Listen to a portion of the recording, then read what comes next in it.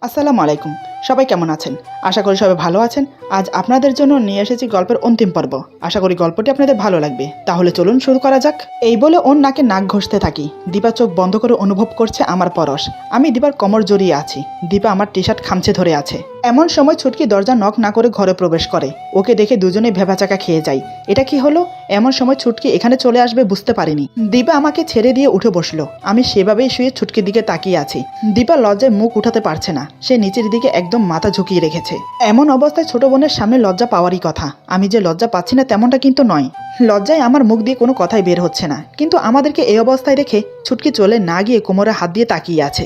চোখ বড় বড় করে বিস্ফারিত চোখে দেখে যাচ্ছে। ছুটকি দু হাতে তালি মেরে বলে, বাহ বাহ বাহ, ক্যা বাত হে। এমন দৃশ্য ফিল্মে দেখেছি, আজ আমার ভাগ্যগুণে রিয়েল দেখলাম। এমন সুন্দর দৃশ্য, পরাণটা জুড়িয়ে গেল। আমি বললাম, তোর লজ্জা করে না? এখন এখানে দাঁড়িয়ে আছিস? কারো ঘরে যাওয়ার আগে দরজা নক করতে হয়, সেটা জানিস না? ছুটকি বলে, কেন নক করে আসবো কেন? আমার ভাইয়ের ঘর, যখন খুশি তখন আসবো। আগে কখনো নক করে আসিনি, তাহলে এখন নক করবো কেন? আমি বললাম, কারণ তোমার ভাই আগে সিঙ্গেল ছিল, তাই যখন তখন নক না করে রুমে প্রবেশ করতে। কিন্তু এখন আমার বোন। একটা কথা মাথায় রাখো, তোমার ভাই এখন বিয়ে করেছে, সাথে বউ আছে, তাই নক করে আসতে হবে। ছুটকি একটু উত্তেজিত হয়ে বলে, ঠিক আছে আর বলতে হবে না। কিন্তু আমার প্রশ্ন এটা না, আমি অন্য কিছু জানতে চাই। আমি বললাম, কি জানতে চাস? ছুটকি বলে, সকালে তো অনেক মেজাজ দেখালি। যেভাবে রেগেছিলে আমি তো ভেবেছিলাম আবহাওয়া আজ 10 নম্বর বিপদ সংকেত দেবে। সেই 10 নম্বর সিগন্যাল ভাবির উপর দিয়ে বয়ে যাবে, কিন্তু সেটা না হয়ে আকাশ এত মেঘমুক্ত ঝলমলে হলো কি করে, সেটাই আমার মাথায় আসছে না। দীপা তখনও মাথা নিচু করে আছে, লজ্জায় মাথা উঁচু করে তাকাতেও পারছে না। ছুটকি দীপাকে উদ্দেশ্য করে বলে, কি ভাবি, তুমি কি জাদু জানো? আমার ভাইকে ম্যাজিক করে একদম ঠান্ডা করে দিলে। সত্যি ভাবি, তোমার জবাব নেই। ছুটকির কথায় দীপা একবার মাথা তুলে ছুটকির দিকে তাকিয়ে তৎক্ষণাৎ চোখ সরিয়ে নিল। ছুটকি ভ্রু নাচিয়ে বলে, বাবা কি লজ্জা, লজ্জায় দেখো মুখ লাল হয়ে গেছে। আমি তো তোমার ননদ, আমার কাছে লজ্জা পেতে নেই। সামনে আরো কত কিছু দেখবো, সবে তো মাত্র শুরু। আমি বললাম, এই তুই এখান থেকে যাবি? এত পাকামি করিস কেন? ছুটকি বলে, ওকে যাচ্ছি, মনে হচ্ছে অসময়ে এন্ট্রি মেরেছি। কোথায় ভাবলাম একটু আড্ডা দেবো, তার হলো না। ওকে তোমরা রোমাঞ্চ করো, আমি যাই। ছুটকি চলে যাচ্ছে দেখে দীপার খারাপ লাগলো। এবার দীপা কথা না বলে থাকতে পারলো না। দীপা ছুটকিকে থামিয়ে দিয়ে বলে, আরে কোথায় যাচ্ছ? বসো, আমি বরং কফি বানিয়ে নিয়ে আসি। ছুটকি বলে, আরে না, তুমি বসো, আমি কফি বানিয়ে নিয়ে আসছি। এই বলে ছুটকি চলে গেল। ছুটকি চলে যেতেই আমি আবার দীপাকে বুকে টেনে নিলাম। দীপা বলে, আরে কি করছেন? ছুটকি এখন চলে আসবে। আমি বললাম, আসলে আসবে, সমস্যা কি? এমনিতেও দেখে নিয়েছে। দীপা বলে, কি আবল তাবল বলছেন? আপনার মুখে কিচ্ছু আটকায় না? আপনার বুঝি লজ্জা করে না ছোট বোনের সামনে এরকম করতে? আমি বললাম, ছাড়ো তো ওর কথা। ছুটকি আসার আগ পর্যন্ত তুমি আমার বুকে থাকো। এই বলে ওকে শক্ত করে বুকের সাথে জড়িয়ে নিলাম। এইভাবে বেশ কিছুদিন কেটে গেল। ধীরে ধীরে আমি সুস্থ হয়ে উঠলাম, তবে পুরোপুরি না। দীপা একদিন পরপর আমার ওই বাসায় গিয়ে সময় কাটিয়ে আসতো। কারণ আমার মা খুব চালাক মহিলা। ওনার চোখে এত সহজে কিছু এড়ায় না। আমার শরীর এখন মোটামুটি সুস্থ, কিন্তু তারপরও মাঝে মাঝে মাথা ব্যথা করে। শরীর এখনো মাঝে মাঝে ক্লান্ত হয়ে পড়ে, অনেকটা দুর্বল। এদিকে বাবাও ফিরে এসেছে। উনি বিজনেসের কাজে বাইরে গিয়েছিলেন। বাবা আসার পর মা বাবাকে সব খুলে বলল। প্রথমে আমি এমন করেছে শুনে একটু রাগ করেছিল, পরে মা বুঝিয়ে বলাতে বাবাও রাজি হয়ে গেল। দীপাকে 1 বছরের কন্ট্রাক্ট থেকে আমি মুক্তি দিয়ে দিয়েছি, কারণ এখন আমাদের বিয়েটা আবার হবে। দীপাকে আমি পার্মানেন্টলি নিজের করে পেয়ে যাব। ওইদিকে দীপা এত তাড়াতাড়ি বাড়িতে ফেরাতে অনেক প্রশ্নের সম্মুখীন হয়, কারণ 1 বছরের ট্রেডিং এর কথা ছিল, 3 মাসের মাথায় কিভাবে চলে এলো। দীপা অনেক কষ্টে মাকে বুঝিয়ে ম্যানেজ করে নেয়। দীপা আমাদের বাসা থেকে গিয়েছে 1 সপ্তাহ হলো। এই 1 সপ্তাহ আমরা একে অপরকে দেখি না। দীপা কিভাবে রয়েছে আমি জানি না, কিন্তু আমার খুব অস্থির লাগছে দীপাকে দেখতে না পেয়ে, দীপার সঙ্গ না পেয়ে। মেয়েটার কি একটিবার আমার কথা মনে পড়ছে না? এদিকে দীপা সকাল সকাল ঘুম থেকে উঠে ফ্রেশ হয়ে নাস্তা করে নিল, কিন্তু ওর মনটা যেন কেমন কেমন করছে আমার জন্য। খুব দেখতে ইচ্ছে করছে আমাকে। এদিকে মাকেও বলতে পারছে না বাইরে যাবে, কারণ মাকে বললে মা রেগে যাবে। কিন্তু আমার জন্য মন খারাপ করছে, টেনশনও হচ্ছে খুব আমার জন্য। কি করবে, কিভাবে ঘর থেকে বের হবে সেটাই ভাবছে। হঠাৎ মনে পড়লো ছোট ভাইয়ের কথা। ওকে নিয়ে যদি বাইরে যাওয়া যায় তাহলে মা আপত্তি করবে না, যেতে দেবে। এটা ভেবেই দীপার মুখে হাসি ফুটে উঠল। তাই সে গিয়ে ছোট ভাইকে পটানোর চেষ্টা করছে। ছোট ভাইয়ের ঘরে গিয়ে দেখে সে খাটে হেলান দিয়ে শুয়ে আছে। দীপা দরজার কাছে দাঁড়িয়ে বলে, ভাই এখন তোমার কেমন লাগছে? মিলন বলে, আগে থেকে অনেক ভালো মনে হচ্ছে, এখন আমি সম্পূর্ণ সুস্থ। তুই ওখানে দাঁড়িয়ে আছিস কেন, ভেতরে আয়। দীপা বলে, তাহলে তো ভালো, চল কোথাও থেকে ঘুরে আসি। মিলন বলে, সত্যি আপু, তুমি আমাকে নিয়ে ঘুরতে যাবে? দীপা বলে, আমি কি কখনো তোকে মিথ্যে কথা বলেছি? মিলন বলে, না, তুই তো আমাকে কোনোদিন মিথ্যে কথা বলিসনি।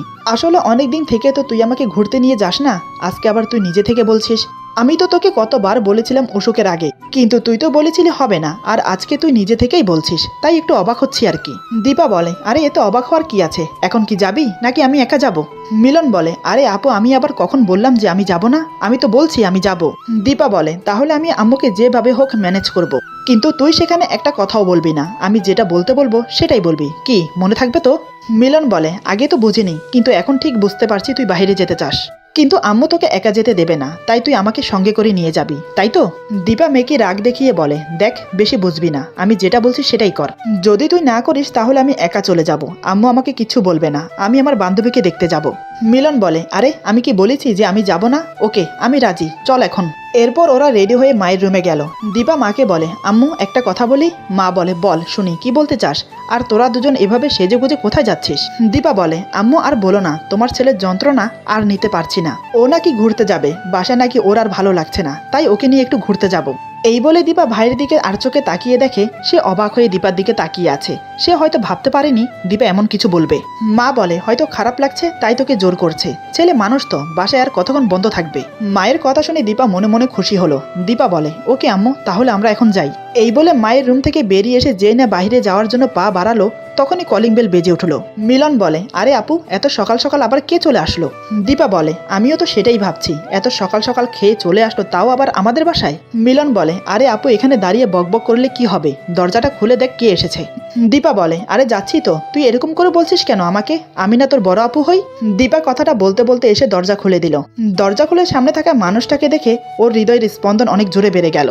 এই মুহূর্তে ওর মনে হচ্ছে ও কোনো স্বপ্ন দেখছে, এটা কখনোই বাস্তব হতে পারে না। দীপা অবাক হয়ে তাকিয়ে আছে। সামনে আসলে আর কেউ নয়, আমি দাঁড়িয়ে আছি। এই সকাল সকাল সে আমাকে আশা করেনি, সে আরো উদ্যত হয়েছে আমাকে দেখতে যেতে, কিন্তু তার আগে আমি ওর ঘরের দরজায় দাঁড়ানো, এটা যেন সে কোনোভাবেই আশা করেনি। দীপা আমার চোখের দিকে তাকিয়ে বুঝতে পারলো আমি ওর উপর অনেক রেগে আছি। এক সপ্তাহ হয়ে গেল ও আমাকে একটিবার দেখতে গেল না। দীপা আমার চোখের দিকে তাকিয়ে সবকিছু ভুলে গেছে, আমার চোখে চোখ রেখে নিস্তব্ধ হয়ে দাঁড়িয়ে আছে। সে মনে মনে বলে, এই সময়টা এখানেই থেমে যাক, সারা জীবনের মতো। আমি গলা খাকিয়ে বললাম, কি হলো, ভেতরে আসতে দেবে না? দীপা এতক্ষণ একটা ঘোরের মাঝে ছিল, আমার কথা সম্বিত ফিরে পেল। দীপা বলে, আরে কে বললো ভেতরে আসতে দেব না, এটা তো আপনার শ্বশুর বাড়ি, তাহলে আমি আপনাকে ভেতরে আসতে না দেওয়ার কে? আপনি যখন ইচ্ছা আসতে পারেন।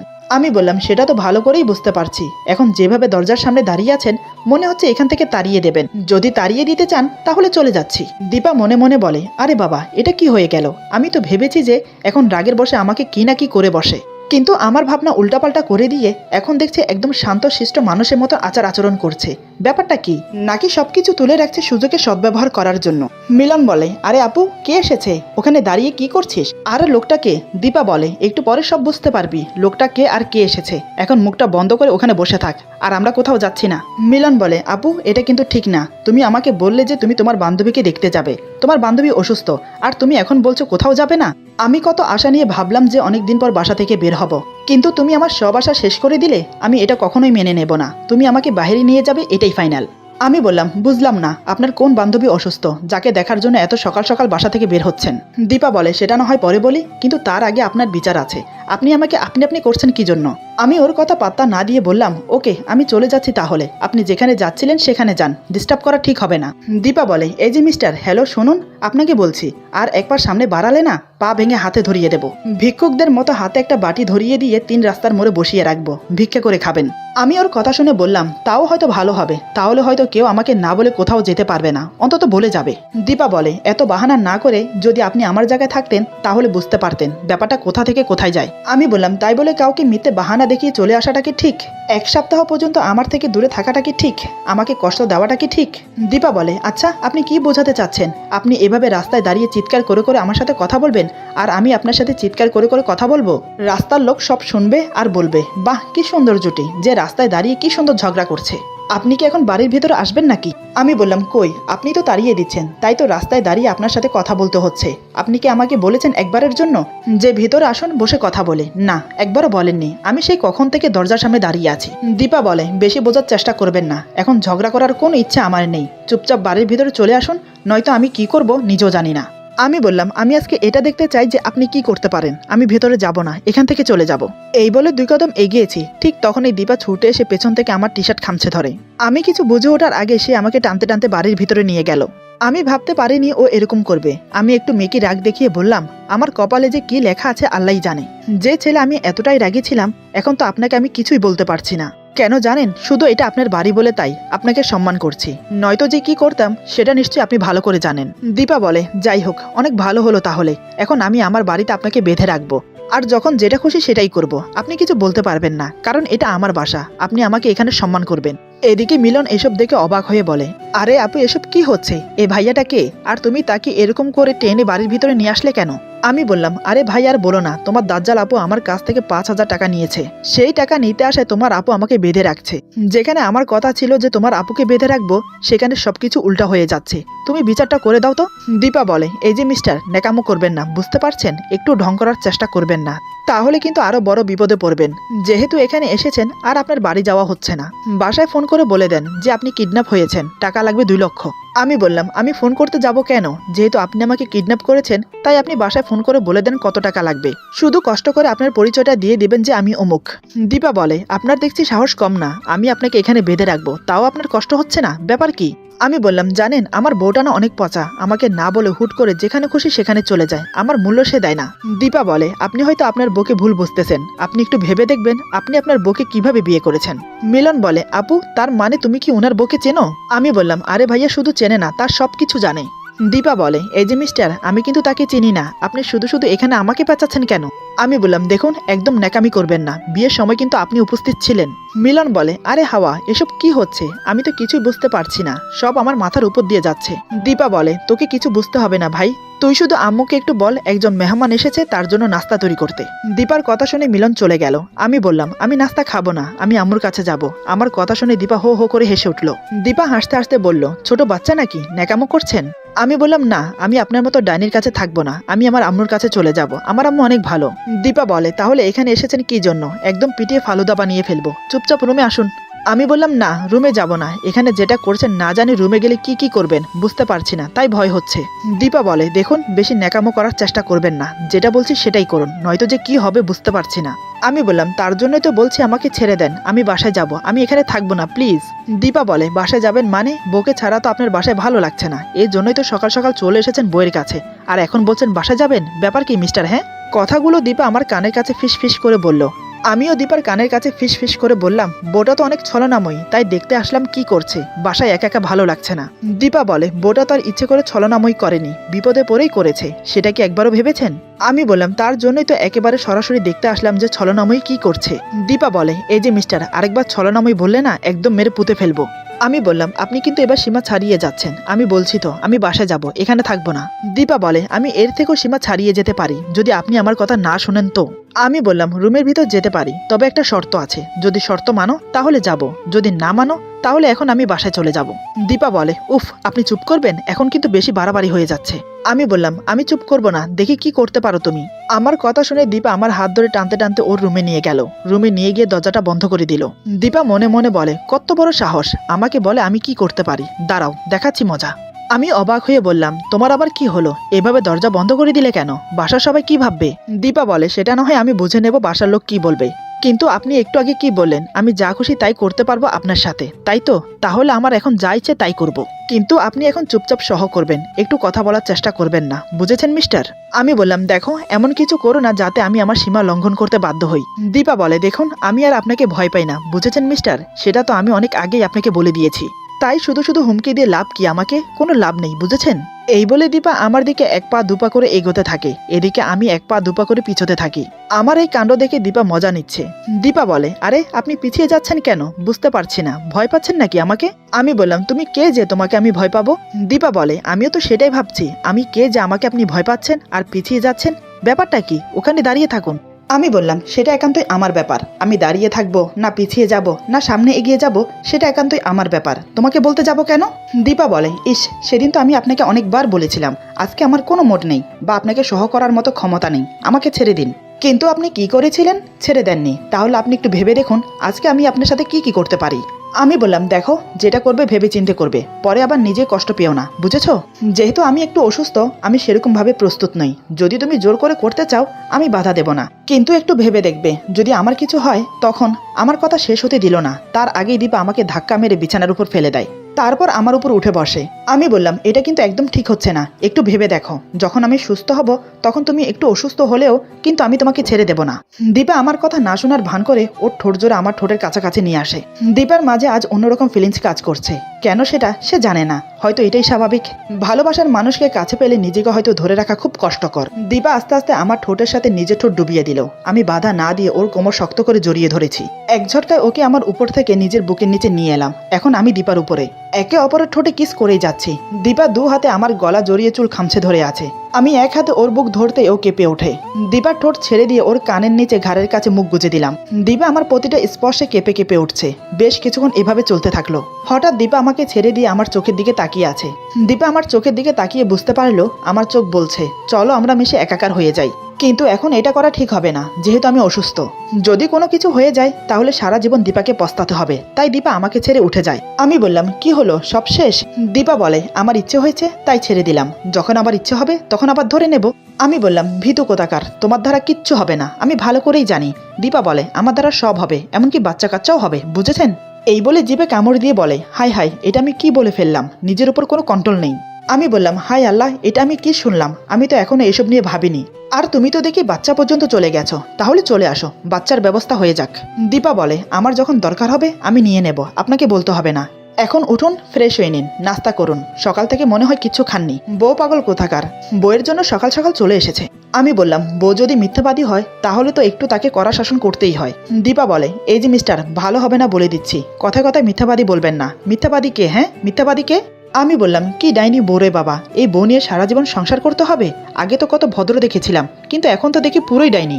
দীপা আবার আমার উপর ঝুঁকে পড়ে বলে এই যে মিস্টার, মুখ সামলিয়ে কথা বললে ভালো হয়। আমি ডাইনি তাই না? আমি ডাইনি, তাহলে আপনি কি? আপনি ডাইনির বর। ডাইনির বরকে কি বলে? দীপা কথাগুলো অনেক জোরে জোরে বলছে। দীপা এটা ভুলে গেছে সে এখন নিজের বাড়িতে আছে।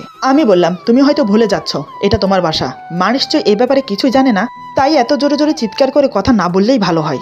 দীপা নিজের ভুলটা বুঝতে পেরে মাথায় হাত দিয়ে বলে ইস, আমি তো ভুলেই গেছি, মা আর ছোট ভাই নিচে, আর আমি আপনাকে নিয়ে রুমে আছি। এটা মনে হতেই দীপা দৌড়ে ঘর থেকে বেরিয়ে গেল। আমি বসে থেকে কি করব, তাই আমিও দীপার পিছে পিছে নিচে চলে গেলাম। দীপা দৌড়ে মায়ের কাছে চলে গেল। দীপা বলে মা আমি কি করব? মা বলে তোকে কিছু করতে হবে না, নাস্তা রেডি হয়ে গেছে। কে এই ছেলেটা? দীপা বলে আমার এক ফ্রেন্ড, এতদিন বাসা খুঁজে পাইনি, আজ হঠাৎ পেয়েছে তাই চলে এসেছে। মা বলে এসেছে ভালো হয়েছে, ওর সাথে গিয়ে কথা বল, নয়তো ওর বোরিং লাগবে। মায়ের কথা মতো দীপা চলে এলো আমার কাছে। এদিকে টেবিলে নাস্তা দেওয়া হয়েছে, আমিও নাস্তা খেতে শুরু করলাম। দীপার মা বলে বাবা তোমার বাসার সবাই কেমন আছে? আমি বললাম আলহামদুলিল্লাহ ভালো আছে আন্টি। মা বলে তোমার বাসায় কে কে আছে বাবা? আমি বললাম আমি, আব্বু আম্মু আর আমার এক ছোট বোন। দীপা আমার পাশে বসেছিল। মায়ের কথা শুনে বিড়বিড় করে বলে যেভাবে প্রশ্ন করছো মনে হচ্ছে তোমার মেয়েকে ওর সাথে বিয়ে দেবে। ওর কথা শুনে আমি বিষম খেয়ে কাশতে শুরু করলাম। এটা দেখে দীপা জলদি আমাকে পানি দিল। আমি পানিটা খাওয়ার পর মা বলে তুমি ঠিক আছো তো বাবা? আমি বললাম হ্যাঁ আন্টি আমি ঠিক আছি। এদিকে দীপা টেবিলের নিচে আমার পায়ের উপর পা রেখে খোঁচা মারছে। মেয়েটা আমাকে নিজের বাসায় পেয়ে যা নয় তাই করছে। ওর কি একটু ভয় হচ্ছে না? পরে এর প্রতিশোধ আমি নেব। হঠাৎ বাইরে থেকে অনেক জোরে জোরে আওয়াজ হতে লাগলো। আমি বুঝতে পেরেছি কে এসেছে, কিন্তু দীপা বুঝতে পারছে না কি হচ্ছে। আমি ওর অবস্থা দেখে মিটি মিটি হাসছি। দীপা উঠে দরজা খুলে দেখে আমার মা বাবা আর ছুটকি এসেছে। এটা দেখে দীপা অবাক হয়ে যায়। এই প্রথম সে আমার বাবার মুখোমুখি হয়েছে। বাবা দীপাকে দেখে আনন্দের একটা হাসি দিল, তার মানে দীপাকে বাবার পছন্দ হয়েছে। হবারই কথা, দীপা সত্যি সুন্দরী আর খুবই মিষ্টি একটা মেয়ে। আসলে এটা আমারই প্ল্যান ছিল দীপাকে সারপ্রাইজ দেব বলে। ছুটকি বলে কি ভাবি কেমন দিলাম? দীপা ছুটকিকে বলে এসব কি ছুটকি, তুমি অন্তত আমাকে ফোন দিয়ে জানাতে পারতে আব্বা আম্মা আসছে। ছুটকি বলে আমাকে বলে লাভ নেই, এটা তোমার বরের প্ল্যান ছিল। তারপর আমাদের বিয়ে নিয়ে সবাই কথা বলছে। ছুটকি আর দীপা নাস্তা রেডি করছে। আমি মা বাবার সাথে ওখানেই বসেছিলাম, ওনারা কি বলছে সেটা শুনছি। এদিকে দীপা আমার দিকে তাকিয়ে মনে মনে বলে কি ভাইয়া লোকরে বাবা, একটু লজ্জা শরম নেই? দেখো না ওখানে বসে বসে কিভাবে কথা শুনছে, কি আজব মানুষ রে বাবা। ছুটকি দীপার মুখের দিকে তাকিয়ে বলে আমি জানি ভাবি তুমি কি ভাবছো। সত্যি বলতে আমার ভাইয়ের লজ্জা শরম বলতে কিছু নেই, তাই তুমি চিন্তা করেও কোনো লাভ নেই। দীপা বলে তাই তো দেখছি, দেখো না কেমন বসে বসে কথা গিলছে। এরপর আমাদের বিয়ের তারিখ ফিক্স হয়। খুবই ধুমধামের সাথে আমাদের বিয়েটা হলো। বাসর রাতের কথা আর নাইবা বললাম, কারণ সেই রাতে আমি দীপাকে অনেক কাঁদিয়েছি। এতদিন পর ওকে আদর করার সুযোগ পেলাম, হাতছাড়া করে কিভাবে বলুন? হয়তো একটু বেশি কষ্ট দিয়ে ফেলেছি, পরে না হয় আদর করে পুষিয়ে দেব। তবে আমার আর দীপার মাঝে টুকিটাকি ঝগড়া লেগেই থাকে। এই নিয়ে বাড়ির সবাই খুব হাসাহাসি করে। সবাই একটা কথাই বলে জুটি মিলেছে ভালো, কিন্তু একে অপরকে ভালোবাসা হয়নি বলা। আজ পর্যন্ত বলতে পারিনি আমি দীপাকে ভালোবাসি, বা দীপা আমাকে বলতে পারেনি দীপা আমাকে ভালোবাসে। কি অদ্ভুত জুটি আমরা, ভাবুন। ভালোবাসা চির অমর হোক। আজকের গল্প এখানে সমাপ্ত, শীঘ্রই নতুন গল্প আসছে।